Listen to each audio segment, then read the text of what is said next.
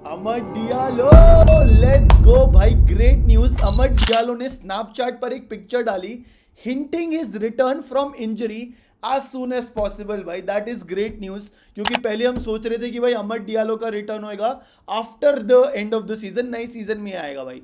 उसके बाद ऐसा लगा कि थोड़ा पहले आ सकता है, but now this is all positive science and report suggest ये कर रही हैं कि वो एंड ऑफ अप्रैल तक वापस आ सकता है मैनचेस्टर यूनाइटेड के स्क्वाड में खेलने, which will be great news भाई। बट क्यों? क्योंकि अगर मैनचेस्टर यूनाइटेड लियोन को हराती है क्वार्टर फाइनल में यूरोपा लीग के, तो समवेयर अराउंड दैट टाइम जब अमर डियालो आएगा, we will be playing the Athletic Club who are in extremely good form भाई। तो वहां पे हमारे को अमर डियालो चाहिए भाई।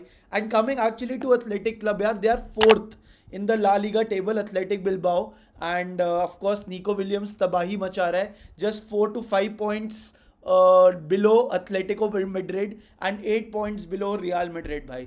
So that will be the club to beat, and in fact final of Europa League भी कहाँ हो रहा है भाई?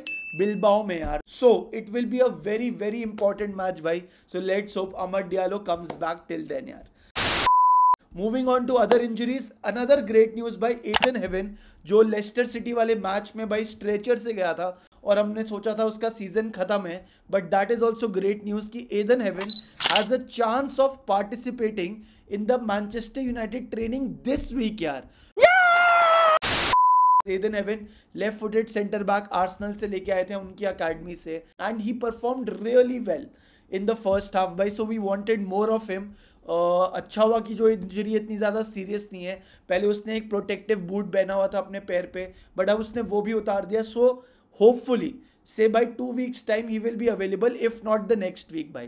By Kobbie Mainoo, Ruben Amorim is hopeful Kobbie Mainoo will be back in Manchester United training soon. So बढ़िया भाई, क्योंकि हमने यही सोचा था कि इंटरनेशनल ब्रेक के बाद कोबी मेनू आ जाएगा, तो अगर मेनू भी आ रहा है तो वो भी बेस्ट चीज़ है। Luke Shaw and Harry Maguire were seen doing grass training.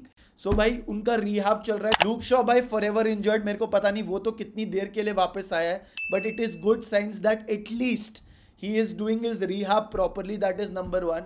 And दूसरा, अगर हमारे को लूक शॉ को बेचना भी है ना eight the end of the season, तो हमारे को दिखाना पड़ेगा भाई ये प्रोडक्ट है, ये 90 मिनट चल सकता है, आप 5 मिलियन में आप खरीद सकते हो हमारे से। So it is good for Luke Shaw to play for Manchester United even if we want to sell him भाई। ओ शिट भाई, एल्बो इंजरी भाई, आउट फॉर 3 months। ये हो सकता है लूक शॉ के साथ।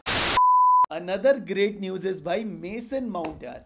Mason mount is also back in the squad, training with the squad and could be available for selection in the next game भाई। नॉटिंघम फॉरेस्ट के साथ हमारा मैच है, उसमें मेसन माउंट रियली में मे बी स्टार्ट ना करे, but bench से 100% आ सकता है भाई। तो देखते हैं भाई कि मेसन माउंट भाई भी कब तक टिकता है और कब तक फिट रहता है। बट अगर वो फिट रह गया ना भाई, he will be a very good player in the Ruben Amorim system भाई। 3-4-3 में he can play one of the number 10s, and ये उसने 3-4-3 पहले भी खेला है under Thomas Tuchel in Chelsea, and he was the best player in the squad in that system भाई। तो on paper he fits Ruben Amorim का system perfectly भाई। गुड प्लेयर है, रूबन आमोरिम को पसंद भी है। रूबन आमोरिम खुद बोलता है he is very humble and he is very hard working, and this is the kind of player I need in my squad. So let's see भाई, let's hope कि Mason Mount finally अपने आप को announce कर दे as a Manchester United player भाई। Moving on to Andre ओनाना यार। Andre Onana का बीच में थोड़ा आई का इंजरी था या उसको कुछ इन्फेक्शन था, which I am sure is fine, क्योंकि वो कैमरून के लिए भी खेला। बट आंद्रे ओनाना का bigger news is this that Saudi Pro League have expressed an interest in signing Andre Onana, the player himself would be open to the move। भी कितना sure है और कितना गारंटीड है I don't know, this is a rumour as of now, but क्या पता Andre Onana leaves to Saudi at the end of the season. Will it be a good news or not? मेरे हिसाब से if we get 30-35 million then I think it will be a good news, but अगर उससे कम पैसे मिल रहे हैं तो I don't think हमारे को बेचना चाहिए भाई। Moving on to another news which is Jadon Sancho भाई। कोई भी हमारी वीडियो खत्म नहीं होती जब तक हम सांचो की बात ना कर ले। Jadon Sancho, this is rumour once again, has submitted a transfer request to his management to move to Borussia Dortmund again. तो बोरुसिया डॉर्टमंड के लिंक्स आ रहे जेडन सांचो के साथ, कितने ट्रू है वो वक्त बताएगा, but there is a possibility कि जेडन सांचो अपने घर चले जाए जहां से वो बड़ा प्लेयर बना था भाई, because Chelsea don't want him. Manchester United don't want him and Jadon Sancho also doesn't want to come back to Manchester United भाई. तो सबके लिए बेस्ट है. देखो चेल्सी के साथ हमारा मैनचेस्टर यूनाइटेड का एक परमानेंट ट्रांसफर मूव था eight the end of the season, जिसमें यूनाइटेड को 25 मिलियन मिलने थे और जेडन सांचो परमानेंट प्लेयर बन जाता चेल्सी का. बट जिस हिसाब से जेडन सांचो खेल रहा है Chelsea don't want him and they are saying कि हम पेनल्टी दे देंगे, तुम वापस ले लो जेडन सांचो. यूनाइटेड को बोल रहे थे. मैनचेस्टर यूनाइटेड बोल रहे हैं भाई हमारे को ये प्लेयर वापस किसी भी हालत में नहीं चाहिए. तो वर्स्ट केस सिनेरियो ये होगा कि भाई Jadon Sancho comes back to Manchester United, Chelsea pay a penalty to Manchester United which could be as little as 5 million and then Manchester United उसको Borussia Dortmund बेचने के लिए negotiate करे भाई. Moving on to yet another news which is Tyrell Dibling यार. Manchester United scouts were in attendance to watch Tyrell Dibling for England under 19 versus Wales last week.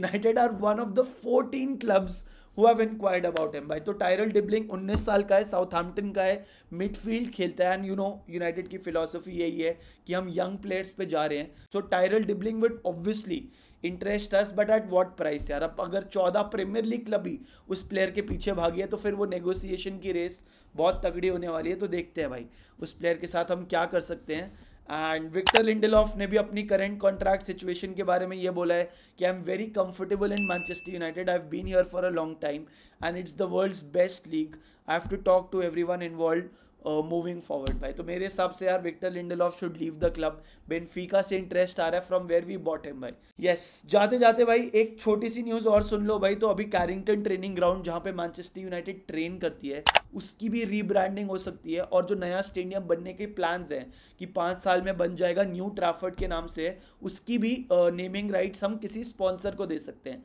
So Carrington training ground का भी नाम कोई sponsor पे पड़ सकता है और न्यू ट्रैफर्ड जो नया स्टेडियम बनेगा उसका भी कोई स्पॉन्सर का नाम पड़ सकता है, बिकॉज वो स्पॉन्सर पैसे देगा वो स्टेडियम बिल्ड करने के लिए. या कैरिंगटन में जैसे अभी नई फैसिलिटीज़ आ रही हैं 2024 से, तो वो वाले पैसे कहाँ से आएंगे, नेमिंग राइट से आएंगे. स्नैपड्रैगन जो हमारे जर्सी का स्पॉन्सर है currently, they are interested in naming the new stadium as Snapdragon के नाम से कुछ भाई. सो हो सकता है कि हमारा ओल्ड ट्रैफर्ड का नाम चेंज होकर स्नैपड्रैगन स्टेडियम या कुछ ऐसा टाइप का बन जाए.